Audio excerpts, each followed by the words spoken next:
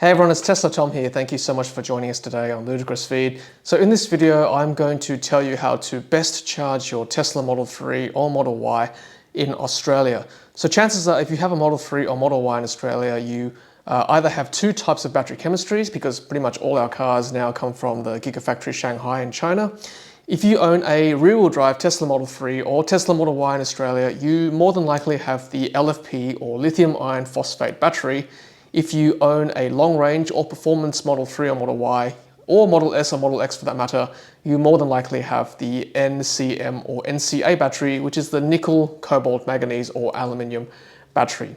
There's a really easy way to tell the difference between the two. All you need to do is go into your car and look at the charging graphic, and if you've got an LFP battery, you'll see the percentages go from 10, 20, all the way up to 100%.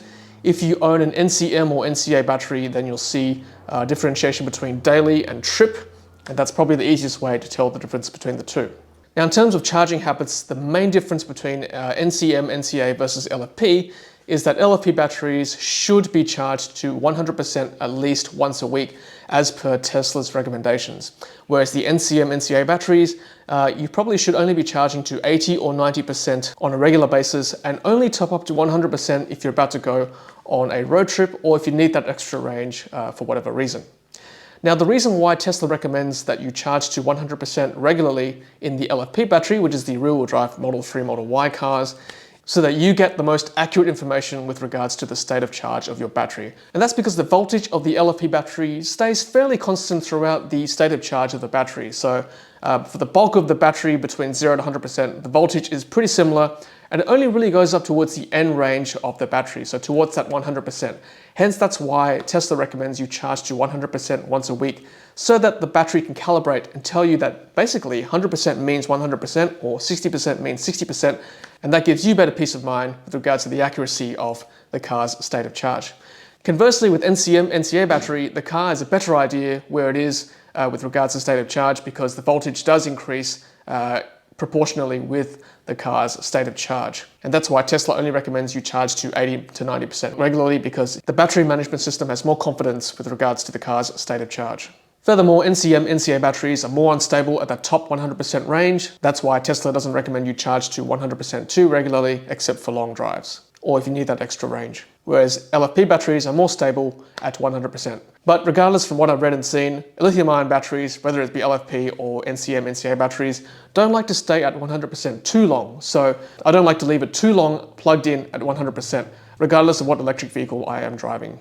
And the consensus out there is that with regards to longevity of the battery, there is no detrimental effect for the LFP batteries charging to 100% regularly, whereas with NCM, NCA batteries, I think there is some detriment charging it to 100% too frequently. Hey everyone, so we've parked the Tesla Model 3 in this car park, which is essentially a public car park, for the last 3 days. I've not moved this car at all. We arrived here with 98%. It's now 77% with Sentry Mode on all the time, and it has reported 9 events. Okay, so 3 days times 24 is 72 hours. It's dropped 21% in 72 hours. So essentially, what's that? 21 in 3 days. So that's about 7% per day, really, right? So 7% every 24 hours. So essentially, it's about 1% every 3 and a bit hours that Sentry Mode uses when the car is parked in a public car park, having triggered 9 events. So sort of a moderate to light amount of Sentry Mode events here in the car park with the Tesla Model 3. Okay, so now I'm going to talk about what to do when you are about to leave your car unattended for a prolonged period of time. For example, if you're going away overseas or going away on holiday for a few weeks or a few months at a time even. So obviously the best practice is to leave the car plugged in, whether it be to a wall connector or to a mobile charger. Regardless of whether it's LFP or NCM, NCA, if you've got the luxury to plug the car in, I would probably leave it plugged in at about 80 to 90%. Even for LFP batteries, like I said before, cars don't like to be plugged in at 100% too long, because that's detrimental to the battery's long-term health. So what happens if you don't have that luxury of plugging your car in? So recently on my road trip to the Gold Coast, this Model 3 was left at the hotel public car park for 3 days, 72 hours unattended, with Sentry Mode left on. There were 9 events, and the battery dropped by 21% in 72 hours. That's essentially 1% drop every 3.5 hours with Sentry Mode left on, with light to moderate events being triggered. So with that in mind, if you were to leave your car, say, for 2 weeks unattended with Sentry Mode left on, there is the possibility that that car could actually drop in range by, let's say, 7% per day, 14 days. So potentially the full battery could be drained in those 2 weeks if Sentry Mode is left on and events are triggered. So that's kind of the limit, I think, with regards to leaving your car unattended and not plugged in and not having any charge left at the end of that period. So again, best practice, leave it plugged in if you can. If you can't, either you leave Sentry Mode turned off, and that will certainly reduce the phantom drain for any Tesla, regardless of LFP or NCM NCA battery chemistry. Alternatively, find a car park that has the ability to plug your car in, whether that car park offers that service or whether they'll allow you to plug a mobile charger into the wall and explaining your reasons why you are doing so. The other option is obviously to leave the car with someone you trust. You can turn the Sentry Mode off, let the car drain if you need to, or plug it into the wall at their place.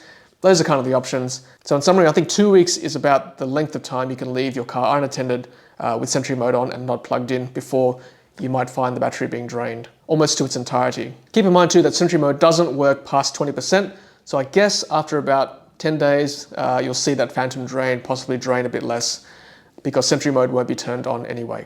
And certainly keeping to these habits, I've managed to optimize the longevity of my Tesla Model S 70D, which has an NCM NCA battery. And in a previous video, I've shown that it has only dropped 70% in battery life over 7.5 years. And that's how long I've owned that car for. Before we traded in the Red Performance Tesla Model 3, which had an NCA battery, it had reduced 9% in battery life in 3.5 years of ownership. Alright everyone, so in summary, LFP batteries, charge regularly to 100% if you can, once a week to calibrate the battery, and make sure you plug it in to 100% and leave it until it calibrates. That way the battery management system knows what state of charge the car is, and you've got that confidence when you drive the car as well. NCM, NCA batteries, regularly charge to 80 to 90% if you can. Only charge to 100% if you're going on a road trip or if you need that extra range for the day. An extra note about the LFP batteries as well, if you need to charge more frequently, so let's say for twice a week instead of once a week, for my situation, both cars, because we drive quite a bit during the day with our weekly family activities, we actually charge twice a week to 100%, once on Thursday and then once on Sunday. Arguably, we could probably maybe top it up to 80 or 90% for that second charge and then only charge to 100% once a week. But I think arguably twice a week is probably okay to top to 100%. I'd probably avoid charging it to 100% every day, but I think twice a week is probably okay to 100% if you need that extra range every week. All right, everyone, I'm Tesla Tom. You've been watching Ludicrous Feed. Until next time, happy charging.